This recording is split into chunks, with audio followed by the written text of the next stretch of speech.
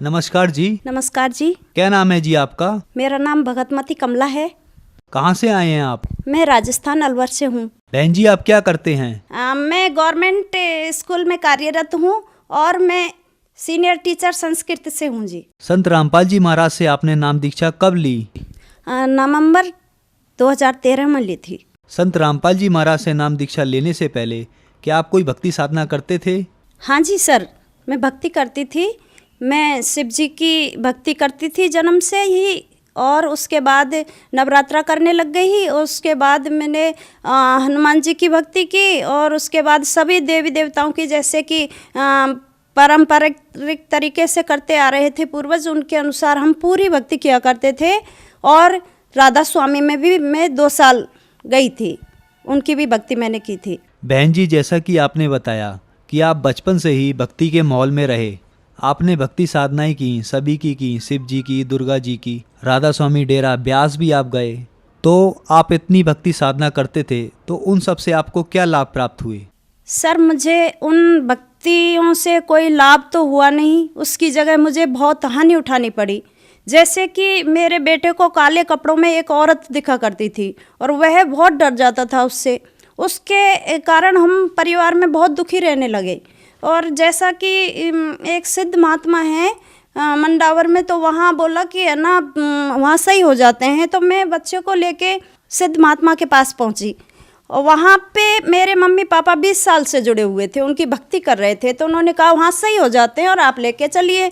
तो मैं बच्चे को मंडावर लेके गई, तो वहाँ पे उन्होंने भभूत दी और कहा कि है ना, अब कोई भी प्रॉब्लम आपको नहीं होगी। तो मैं घर आ गई ऐसा कह के, सुन के भभूत लेके, और घर आई। उसके बाद जैसे ही वो भभूत लगाना शुरू किया, तो जो बच्चे को प्रॉब्लम थी वो सारी की सारी मेरे को होने लग गई। और इतनी परेशानी होने लगी कि कहता था कि मैं जिंदा हूँ। शुरू में तो उन्होंने कहा कि है ना, ठीक है, जो भी कहोगे वो सारी काम आपके होते जाएंगे। और आकाशवाणी से जैसे कि कोई बात होती, उसका क्वेश्चन का आंसर मेरे को तुरंत मिल जाता था कि ऐसा होना है। जो सोचती उसको आगे से आगे पता चल जाता था कि इनके मन में क्या है और ये क्या सोच रहे हैं। वो काम आगे से आगे हो जाता था। धीरे धीरे करके वक्त निकलता रहा, और जो डर था वो हमारे अंदर और ज़्यादा पैदा हो गया, और हम बहुत डरने लगे। बच्चा भी बहुत डर गया। तो जैसे प्रेत आत्मा थी, वो आकाशवाणी करती थी कि है ना, तुम लोगों का इलाज करना, मैं तुम्हारे अंदर सिद्धियाँ फिट कर देता हूँ। तो ये कहा उसने, और मेरे मस्तिष्क को बिल्कुल खाली कर दिया। मुझे एहसास सारी चीज़ों को होता था, और मस्तिष्क को खाली करके दोबारा से उन्होंने इसमें पूरा लिखा। उसके बाद उन्होंने मेरे बाईं तरफ के हिस्से को पूरा तोड़ दिया, ऐसे कर दिया, और तोड़ के फिर दोबारा से फिट किया। बोला मैं आपके अंदर सिद्धियाँ दे रहा हूँ और आप आराम से इनका इलाज करना पब्लिक का। मैंने कहा कि मैं ये काम नहीं कर सकती, और ना ही मुझे अपने शरीर में किसी को प्रवेश देना है। मुझे ये नहीं चाहिए कि मैं किसी की इलाज कर सकूं।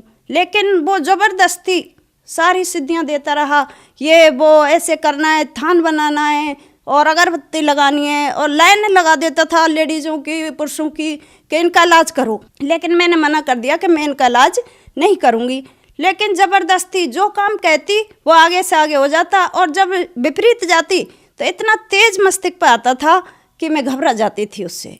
उसके बाद धीरे धीरे सब चलता रहा, सिद्धियाँ आने लग गई, पता चलने लग गया ऐसे हो रहा वैसे। ऐसे ही आकाशवाणी से 1-1 घंटा बात हो जाती। मेरे को और मेरे बेटे को भी बहुत डरते रहे, और हम वहाँ जाते रहे कि, और डर के कारण उन्होंने और पूजाएं भी शुरू करवा दी हमसे। सुबह नहा धो के दीपक लगाती, सारे काम करती, और परेशानी और ज़्यादा ही बढ़ती गई। और बढ़ते बढ़ते ऐसे कि रात तो मैं जैसे ही मैं सोने जाती बिस्तर पे, तो जाते जैसे ही मुझे गहरी नींद आने लगती, तो हिल हिल के, और चारपाई भी हिलने लगती, बेड भी हिलने लगता, और मेरी नींद पूरी खुल जाती थी। और रात भर जागती थी मैं। फिक्स टाइम था कि 11 बजे जैसे सोने जाती, नींद खुल जाती। फिर मेरे को 2:30 बजे, रोज़ाना 2:30 बजे एकदम झटका लगता और नींद खुल जाती थी। और मैं इतना परेशान होती, और लेकिन रात भर जागने के बावजूद भी मुझे यूँ नहीं लगता था कि मैं सोई नहीं हूँ। ये सब कुछ होते करते हुए चलता रहा। ऐसा लगता था कि मेरे साथ 2 शक्तियाँ हैं जो काम कर रही हैं। इससे मैं बेहद परेशान हो गई। उन्होंने मेरे सारे स्वाद खत्म कर दिए थे। जो ना तो कोई मीठा लगता था, ना ही मुझे कोई कड़वे का ऐसा है कि, और फिर मेरे शरीर को ऐसे नाप तोल दिया था, और ये बातें मैं किसी को कह भी नहीं पाती थी, अंदर ही अंदर कहने नहीं देता था मेरे मन को, जैसे उसने अपने बस में कर लिया हो। सब कुछ चलता रहा, होता रहा, और ना मैं कहने की किसी से। बच्चा भी मेरे इतने डरने लग गए थे कि 2 बच्चे हैं कि नहीं मम्मी मैं बीच में सोऊंगा, नहीं मैं सोऊंगा, लेकिन हम रात रात भर परेशान जागते रहते, नहीं सो पाते थे। तो बहन जी, जैसा कि आपने बताया कि आप बहुत सारी परेशानियों से जूझ रहे थे, आप भक्ति भी कर रहे थे, लेकिन भूत प्रेत बाधाओं ने आपको बहुत परेशान किया हुआ था। तो फिर उसके बाद आपको संत रामपाल जी महाराज के बारे में जानकारी कहाँ से मिली? हाँ सर, मुझे संत रामपाल जी महाराज की भक्ति का ऐसे पता चला कि मेरे जो बड़े भाई हैं वो राधा स्वामी से जुड़े हुए थे, तो उनको मैं भी राधा स्वामी में जाती थी, तो राधा स्वामी का ज्ञान उनकी समझ में नहीं आ रहा था। तो समझ में ना आने के कारण उन्होंने कहा कि मुझे यहाँ पूर्ण संतुष्टि नहीं मिल पा रही है, और मुझे तो पूर्ण संत की तलाश करूँगा मैं। तो ये सोच के वो एक दिन संत रामपाल जी महाराज का ज्ञान उन्होंने टीवी के माध्यम से सुना, और टीवी पर सुनने के कारण वो बरबाला आश्रम पहुँच गए कि देख के आते हैं, इनका तो जो ज्ञान है वो कुछ हटके लग रहा है। तो वहाँ पे गए और वो सुन के आए, और कुछ किताबें भी अपने साथ में लाए। उन्होंने कहा कि यहाँ पे सच्चे सतगुरु संत रामपाल जी महाराज आए हुए, हमें उनसे नाम दीक्षा लेनी चाहिए। तो किताब पढ़ने को मेरे लिए भी दी, लेकिन मैंने हंस के कहा कि नहीं, मुझे गुरु नहीं बदलना, और जैसे भी हैं ऐसे थोड़ी ना गुरु जगह जगह बदलते हैं, बनाते हैं, जो भी है ठीक है। तो मैंने ये कह के किताब, ठीक है बड़ा भाई होने के नाते मैंने ली ज़रूर थी, लेकिन उसको खोला भी नहीं, मैंने नहीं पढ़ा पूरा, और रख दिया उसको। उसके बाद मुझे परेशानियां तो चली रही थी, तो स्कूल जाती थी, तो एक सर हैं उनसे मैंने वो किताब ली, दोबारा से ज्ञान गंगा किताब थी एक सर के पास, वो लेके हम 2 मैडम हैं, उन्होंने पढ़ के थोड़ा बहुत ही ज्ञान समझ में आया, लेकिन मुझे और भी भयंकर डरावने भूतों के ऐसे सपने आने लगे जिनसे मैं रात रात भर नहीं सो पाती थी। तो मैंने कहा रामपाल जी महाराज के शरण में ही चलेंगे। तो रामपाल जी महाराज की शरण में तो मेरे हस्बैंड भी तैयार हो गए कि ठीक है चलते हैं। और चलते वक्त जैसे ही पूर्णमासी को सत्संग होता था, तो उनको निकलते ही कि हम घर से, उनको बहुत तेज़ फीवर हो गया, और उस टाइम हमको काल ने रोक दिया, हम नहीं जा पाए। अगली पूर्णमासी को हम दोनों हम और दोनों बच्चों को लेके मैं गुरु जी के शरण में गई। तो उससे पहले रामपाल जी महाराज मेरे पिताजी के वेश में घर आए, और उन्होंने कहा बेटा तेरे से अब भी नहीं चला जा रहा क्या, पक्की सड़क बना दी है चल। तो मेरे आगे आगे झाड़ू लगाते जा रहे थे गुरुजी, और कह रहे थे कि चल अब भी नहीं चला जा रहा तेरे से, अब तो चल। तो ऐसे डांट के मैं दूसरे दिन ही रामपाल जी महाराज की शरण में पहुंच गई थी। बहन जी, आपने बताया कि आप बहुत परेशान थे, फिर आप संत रामपाल जी महाराज की शरण में आए, तो क्या संत रामपाल जी महाराज की शरण में आने के बाद आपकी वो परेशानियां दूर हुई? संत रामपाल जी महाराज की शरण में जाने के बाद मुझे बहुत लाभ हुए। जैसे ही मैंने भक्ति स्टार्ट की, तो धीरे धीरे करके मुझे परेशानियां ख़त्म होती गई। जैसे मैं असुर निकंदन किया करती थी, जब मुझे प्रथम नाम मंत्र मिला हुआ था, जैसे ही मैं बैठती तो मुझे जाने कितने ही सपने हकीकत के जैसे दिख जाते थे, कभी दूध उबल रहा है, कभी कुछ हो रहा है, तो मुझे वो असुर निकंदन भी इस तरह से नहीं करने देता था। फिर धीरे धीरे करके ये सारी समस्याएं दूर होती गईं, और इसमें करीब मेरे को जब तक सतनाम नहीं मिल गया तब तक मेरी ये समस्याएं ख़त्म नहीं हुई। और संत रामपाल जी महाराज से सतनाम मिलने के बाद मेरी जो भूत प्रेत की समस्याएं थी और भी बाधाएं थी, बच्चे डरते थे, वो सारी की सारी समस्याएं समाप्त हो गईं। और जो मेरा बेटा है, बड़ा बेटा है, उसको परमात्मा तत्वदर्शी संत रामपाल जी गुरु महाराज सतलोक लेके गए, और ब्रह्मा विष्णु महेश सबके लोक दिखाए, और तत्वदर्शी संत रामपाल जी गुरु महाराज की कृपा से उसने सतलोक देखा और सारे नज़ारे दिखाए, और संत रामपाल जी महाराज कबीर परमेश्वर के शरीर में फूल पर एक हो गए वहाँ जाकर।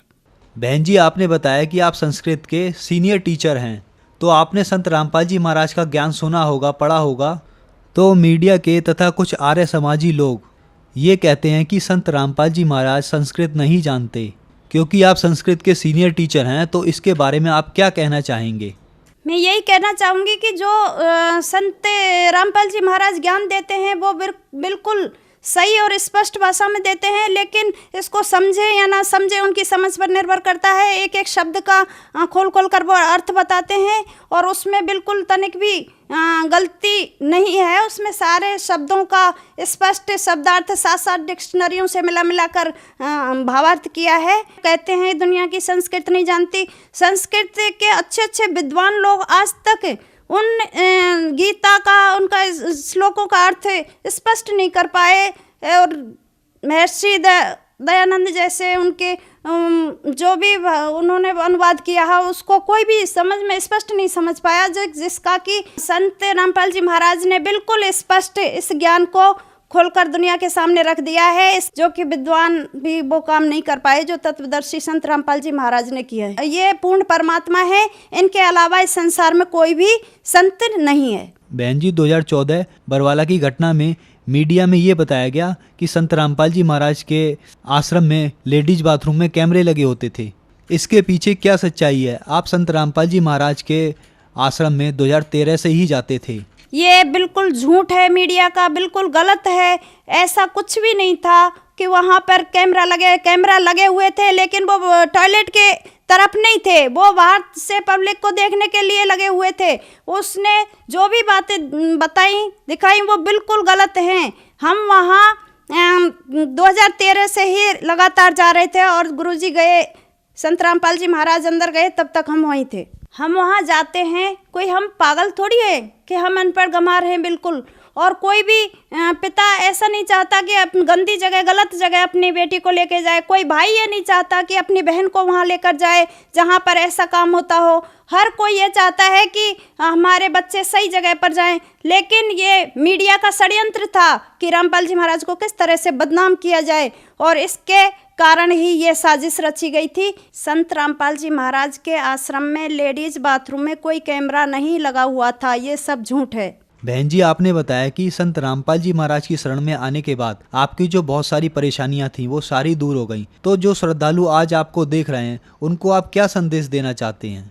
मैं संदेश तो क्या विनती कर सकती हूँ कि ये पूर्ण परमात्मा कबीर साहिब के रूप में संत रामपाल जी महाराज आए हुए हैं और इनकी शरण ग्रहण करो और अपना कल्याण करवाओ। बहन जी, संत रामपाल जी महाराज की शरण कैसे ग्रहण कर सकते हैं? संत रामपाल जी महाराज के प्रवचन टीवी पर कई चैनलों के माध्यम से आते हैं और उसके नीचे एक पट्टी चलती है, उस पर मोबाइल नंबर आते हैं और मोबाइल नंबर पर संपर्क करके और नज़दीकी नामदान केंद्र से दीक्षा ग्रहण कर लें। धन्यवाद जी। सत साहिब।